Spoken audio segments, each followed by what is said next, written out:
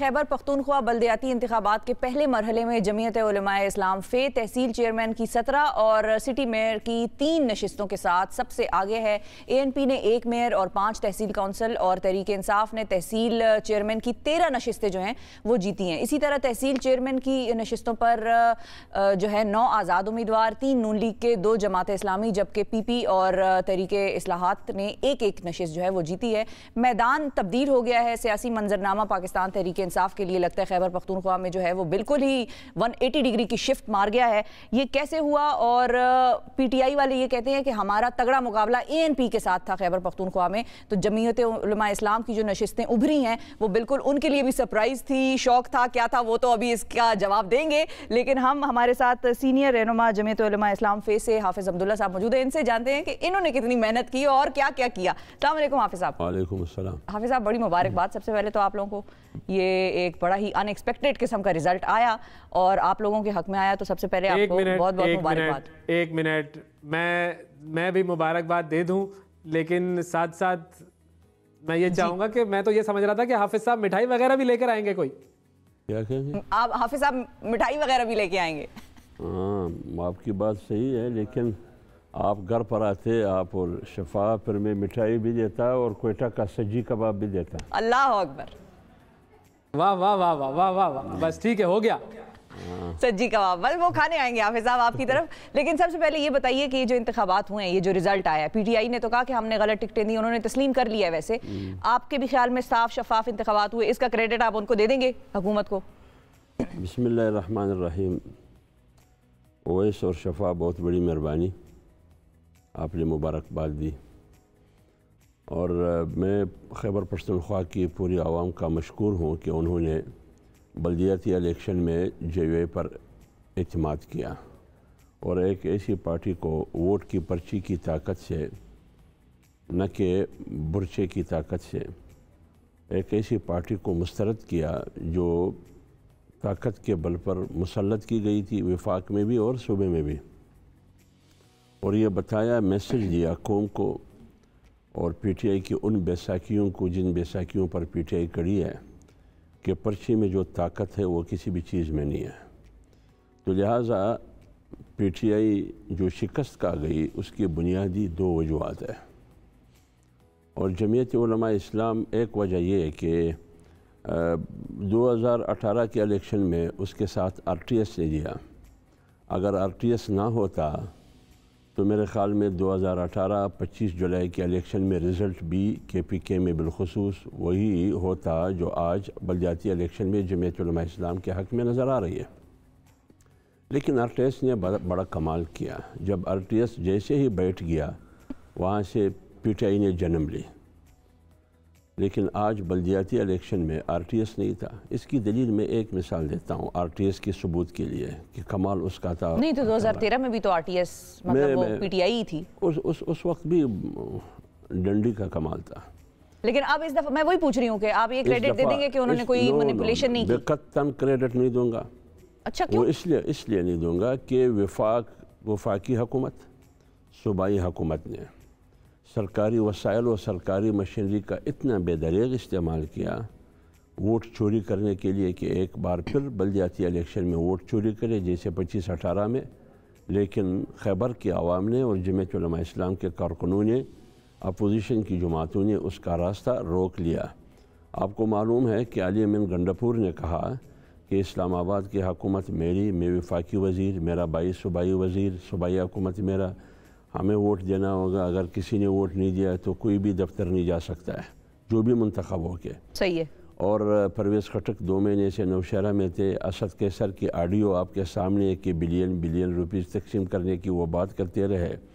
تو یہ پھر عمران خان کو بذات خود الیکشن کمیشن نے نوٹس دیا کہ آپ نہیں جا سکتے ہیں پشاور، انہوں نے اس کو نظر انداز کر کے پشاور چلے گئے۔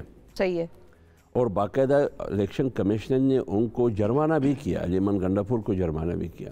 تو ان تمام مداخلت سرکاری وسائل کے استعمال کے باوجود اس نے دھاندلی کی کوشش کی، لیکن جمعیت علماء اسلام کے کارکنوں نے، خیبر کے عوام نے اس کا راستہ روک لیا۔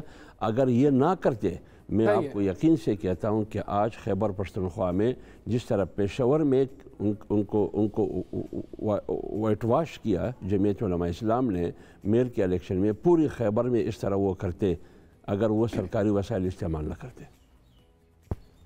ٹھیک ہے، اچھا حافظ صاحب، میں ایک چیز بلکہ دو چیزیں میں پوچھنا چاہوں گا۔ پہلی چیز تو یہ کہ کیا اب آپ کو یہ لگتا ہے کہ جس طریقے سے آپ لوگ اور باقی بھی اپوزیشن جماعتیں یہ بار بار کہتی ہیں کہ اس پارٹی کو طاقت کی بنیاد پر، ڈنڈے کی بنیاد پر مسلط کیا گیا تھا، تو جو مسلط کرنے والے ہیں انہوں نے اس پارٹی کا ساتھ چھوڑ دیا ہے کیا؟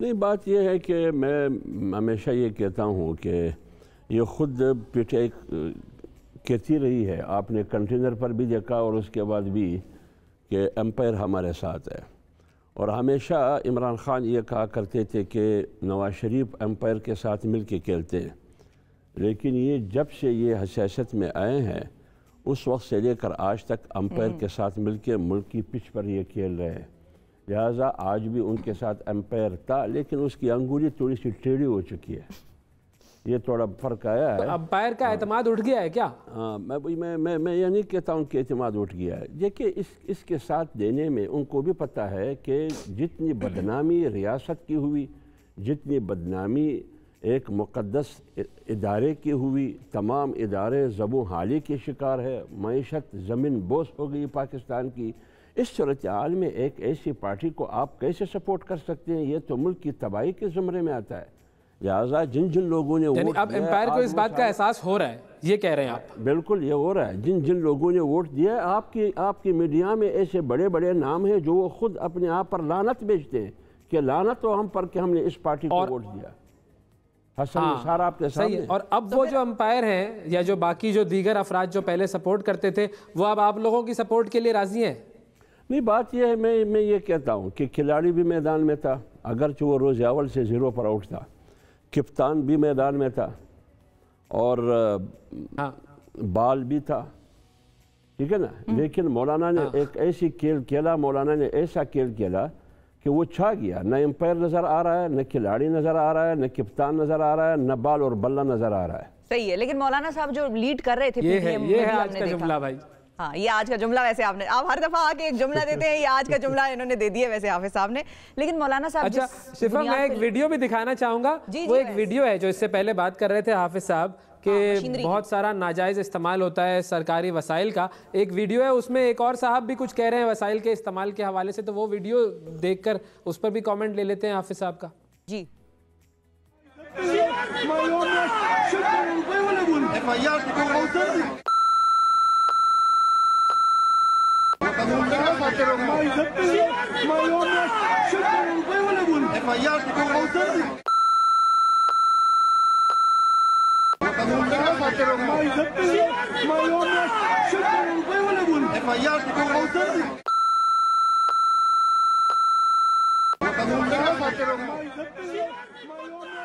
تو یہ جو اب غلام علی صاحب ہیں، ان کے بیٹے جیتے ہیں پشاور سے، میئر بنیں گے اب، تو یہ کہہ رہے ہیں کہ میں نے الیکشن پہ 20 کروڑ روپے لگائیں۔ دیکھیے شفا، اس میں بنیادی بات یہ اس ماحول میں یہ بات وہ کر رہے ہیں جب رات کو رنگے ہاتھوں ایک پولنگ سٹیشن پر پریزیڈنگ آفیسر خاتون پکڑی گئی شوہر سمیت کہ وہ ٹپے لگا رہی تھی، اس ماحول میں یہ سارے جتنی بھی اپوزیشن کی پارٹیاں ہیں یہ اس پولنگ میں ہے یا پولیس سٹیشن کے سامنے ہے، صحیح، وہ یہ کہہ رہے ہیں، میں نے رات کو سنا، وہ یہ کہہ رہے ہیں کہ لوگوں نے پیسے خرچ کیے، 62,000 ووٹ انہوں نے لیے، 70,000 کے قریب، اگر ہر شخص 3,000 روپے خرچ کرے، 5,000 روپے، تو 5,000 کو 70 میں ضرب دے، یہ کتنے بنتے ہیں؟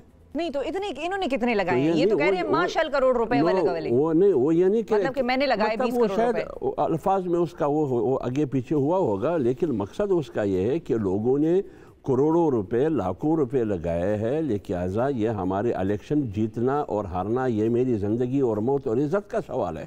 ہاں، عزت انہوں نے کہا ہے، ہاں، اس کا مقصد یہ ہے، تو اس لیے اب الیکشن میں پیسے خرچ کرتے ہیں، میں نے بھی الیکشن 20 کروڑ روپے تو آپ نے نہیں خرچ کیے ہوں گے، کیے ہیں کیا کبھی؟ وہ کہتے ہیں کہ عوام نے کروڑوں روپے 20 کروڑوں روپے خرچ کیے، تو ایسا ہی ہوگا، کیونکہ جب ہر آدمی 5,000 روپے خرچ کرتے ہیں تو 5 کو 70 میں ضرب دیں، یہ کتنے بنتے ہیں؟ لیکن دوسری طرف آپ خود سرکار دیکھیں، اسد کیسر خود کہہ رہے ہیں کہ پتہ نہیں کتنے بلین روپے یونین کونسل تک میں جاؤں گا، کیا کیا کروں گا، وہ علی امین گنڈاپور کیا کہہ رہا ہے، وزیر اعلیٰ کیا کر رہا ہے.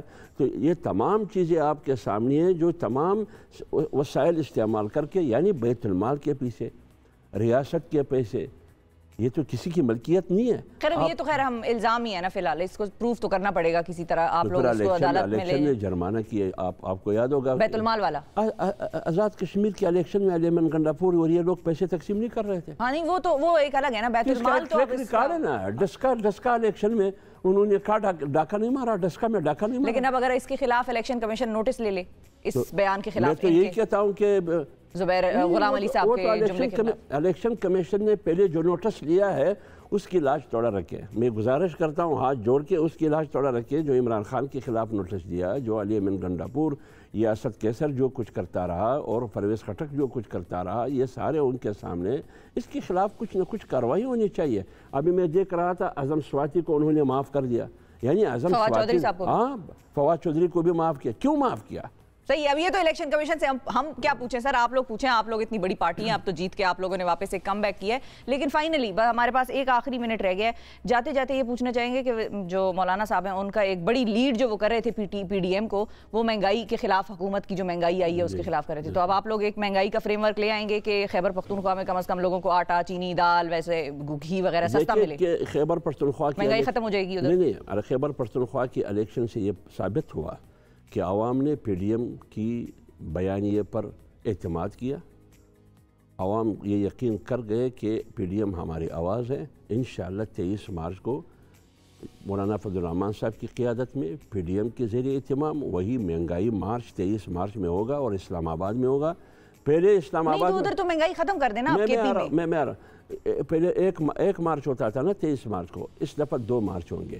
ایک عوامی مارچ ہوگا، ایک فوجی پریڈ ہوگا. فوجی پریڈ بھی ہوگا، عوامی پریڈ بھی ہوگا، اور وہ جمہوری پریڈ ہوگا عوامی، حقیقی جمہوریت کے بالے کے لیے.